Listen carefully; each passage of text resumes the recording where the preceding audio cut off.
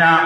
আমরা আউলিয়া কেরামগুলোর আপনার আলোচনা করি, আমরা আউলিয়া কেরামগুলোর সোহবত যাই, আমরা আউলিয়া কেরামগুলো নিয়ে তাজকিরা করি, লাভ আসেনি। রাসূলুল্লাহর হাদিস ইনদা যিকরি সালিহিন, অন্য আপনার রওয়ায়াত ইনদা যিকরি আউলিয়া আল্লাহি তানজিলুর রাহমা। যদি কোন জায়গার মধ্যে আউলিয়া কেরামগুলোর আলোচনা হয়, এই জায়গার মধ্যে আল্লাহ রাব্বুল আলামিনের রহমত বর্ষিত করেন।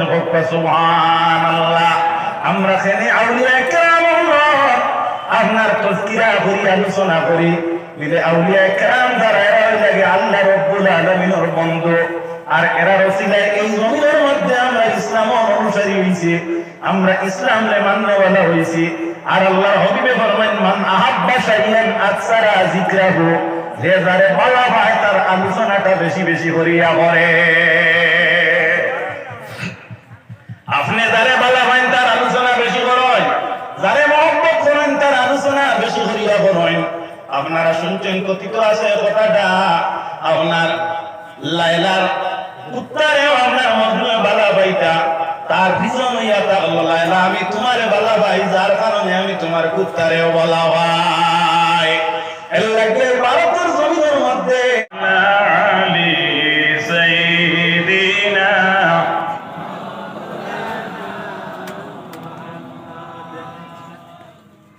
হযরত হাজিরিন, আজকের মহফিলে উপস্থিত আমার প্রাণপ্রিয় বড় ভাই শাহ শফি আলহাজ হযরত মাওলানা ফখরুল ইসলাম সাহেব মাদ্দাজিল্লাহুল আলী, তাছাড়া আরো আমার রাসূল করিম সাল্লাল্লাহু আলাইহি ওয়াসাল্লামের ওয়ারিস মাযুদ উলামায়ে কেরাম সবাই উপস্থিত। আল্লাহর হাবিব সাল্লাল্লাহু আলাইহি ওয়াসাল্লামের মতাদর্শী মুরব্বিয়ানে আযম ও যুবক সমাজ, বাড়িতে পর্দায় অবস্থান তথা পর্দার অন্তরালে পর্দা নিশীন সম্মানিত মা ও বোনেরা, এই যে মহফিল, যেখানে মহফিল হইয়া থাকলো এক সালিহিন আপনার মহফিল, আলহামদুলিল্লাহ। হাদিস শরীফে বর্ণিত, রাসূলুল্লাহ ফরমায়েন, ওয়া মান ইউরিদিল্লাহু বিহি খাইরান ইউফাক্কিহু ফিদ-দ্বীন, আল্লাহ যাকে ভালাই দিয়া করে তারে ইলমে দ্বীনের মাহৌলের মধ্যে জায়গা দিলা। সুবহানাল্লাহ। আমি আপনার সামনে কোরআন শরীফ থেকে আয়াতে কারিমা তেলাওয়াত করছি। আল্লাহ বলরা মুমিন যারা এরা রে, যে তুমি তাই ডরাও আল্লাহরে, কারে ডরাই যায়? আল্লাহরে।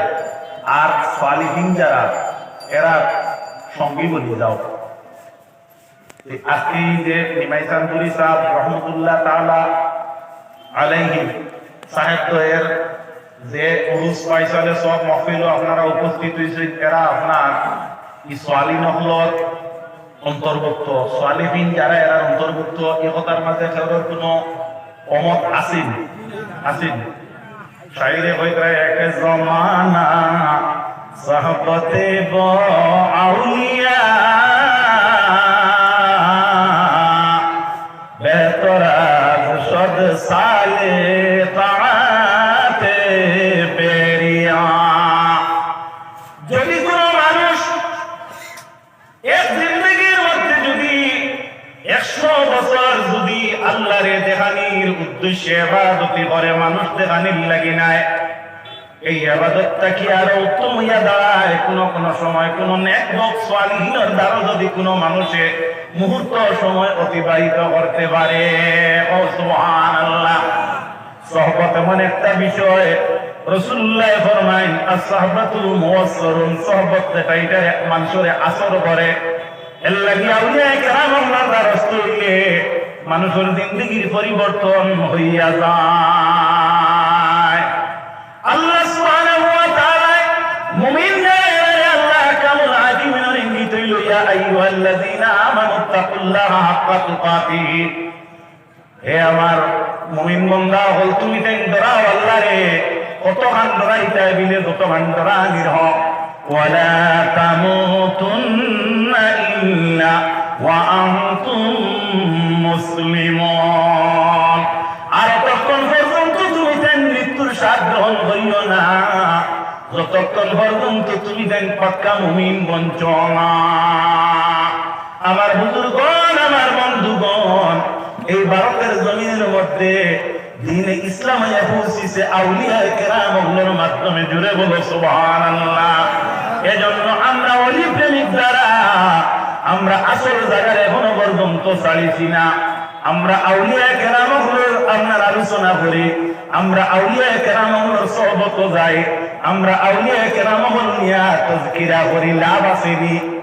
রাসূলুল্লাহর হাদিস ইনদা যিকরি সালিহিন, অন্য আপনার রওয়ায়াত ইনদা যিকরি আউলিয়া আল্লাহি তানজিলুর রাহমা।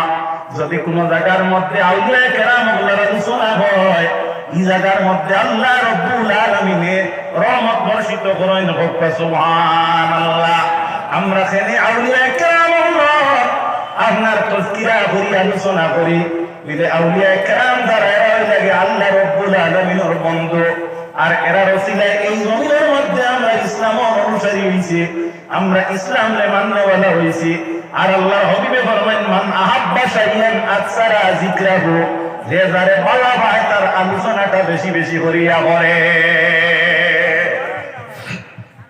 আপনি যারে ভালো পান তার আলোচনা বেশি করেন, যারে মহব্বত করেন তার আলোচনা বেশি করিয়া করেন। আপনারা শুনছেন কথিত আছে কথাটা, আপনার লাইলার উত্তরেও আপনার মজনু বালা বাইটা, তার পিছন হইয়া থাকলো লাইলা আমি তোমারে বালা ভাই, যার কারণে আমি তোমার কুত্তারেও বলা ভাই। এর লাগে ভারতের জমিনের মধ্যে আউলিয়া কেরামগুলোর মাধ্যমে দ্বীন ইসলাম আইয়া পৌঁছিছে। আল্লাহ মুক্ত হিসাবে আমরা বড় দ্বীন ইসলাম পাঠাইয়া দিছেন। এর লাগে আমরা ইসলাম ধর্মের উপরে যদি সাবিত থাকতে হয়, তাহলে একটা হাতিয়ার আমরা ঘরের মধ্যে প্রস্তুত করিয়া রাখতে লাগবো। হাতিয়ারটার নাম আপনারা সামনে বললে আপনারা আনন্দিত হইবা না বেজার হইবা? আনন্দিত হইবা। যদি ওই বড় হাতিয়ার একটু আপনার বিধ্বংসী অস্ত্র আপনার রাখেও যাও, আপনার নির্ভুত মানুষ ইতার থাকলে হইবা মনে হয় কিতা বড় অস্ত্রের নাম হইতা না। ভাই হল বন্ধু হল, কুরআন শরীফে বর্ণিত আল্লামা আদমাল আসমা কুল্লাহা সুম্মা রাদাহুম আলাল মালাইকাতি ফাকালা আনবিউনি বিআসমাই হাউলাই ইন কুনতুম সাদিকিন। অর্থাৎ আল্লাহ রাব্বুল আলামিন হযরত আদম রে এই পৃথিবীর যত আসিয়া বল আছে এগুলার নাম রে আল্লাহ শিক্ষা দিছেন। আর ফেরেশতা যারা তারারে আল্লাহ রাব্বুল আলামিন নিবেদন করছেন যে এগুলার নাম উল্লেখ করার লাগে।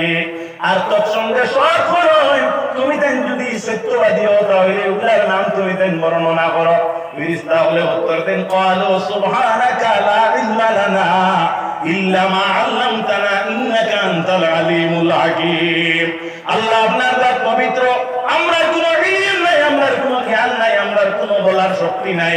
আপনার তাকি যা ইলম আমরা তুমি দেন আদম রে সিজদা করো। সুবহানাল্লাহ।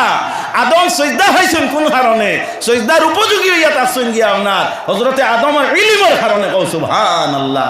এর লাগিয়া ই জমিনও ইসলামের উপরে সাবিত থাকতে হইলে আপনার মধ্যে ইলম আকল বিদ্যা বুদ্ধির প্রয়োজন আছে। এর কারণে আপনারা আপনার পরবর্তী প্রজন্ম যারা বাচ্চা কাচ্চা যারা এরারে সহি সালামতে দ্বীনি শিক্ষা, দুনিয়াবী শিক্ষা, জাগতিক শিক্ষা যার মাধ্যমে এই জীবনটা অতিবাহিত করতে মানুষের কোনো নমুনা কোনো অসুবিধা সৃষ্টি হয় না, এই ইচ্ছা উদ্দীপনা কমপক্ষে আমরা প্রত্যেকের অন্তরে থাকার দরকার আছে কিনা? ওটা হইল আমরা সর্বোচ্চ হাতিয়ার।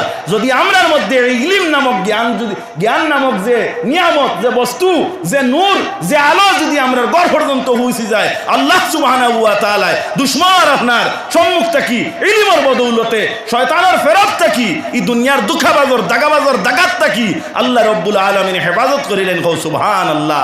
এজন্য আমরা প্রত্যেকের কাছে এই ইলম নামক যে হাতিয়ার, যেটা জ্ঞান নামক হাতিয়ার, যেটা এটারে আমরা গড়িয়ে তোলার আমরা চেষ্টা করতাম। আল্লাহ রব্বুল আলামিনে আমার এই কম সময়ের ভিতরে 2-4টা কথা কইছি, ফুটাইয়া কথা কইতে হইলে একটু সময়ের দরকার। এখানে অ্যাকচুয়াল ওয়াজের মহফিল নাই। সাহেব কিবলাই আমারে দাওয়াত দিছেন আর কইছেন জোহরের নামাজ পড়তাম, ইয়া পড়িছি ইয়া। এর বাদে আরো 2 জায়গায় যাওয়া আছে, হঠাৎ গেলে আমরা ওয়াজ করি। অ্যাকচুয়ালি নিয়তই এটা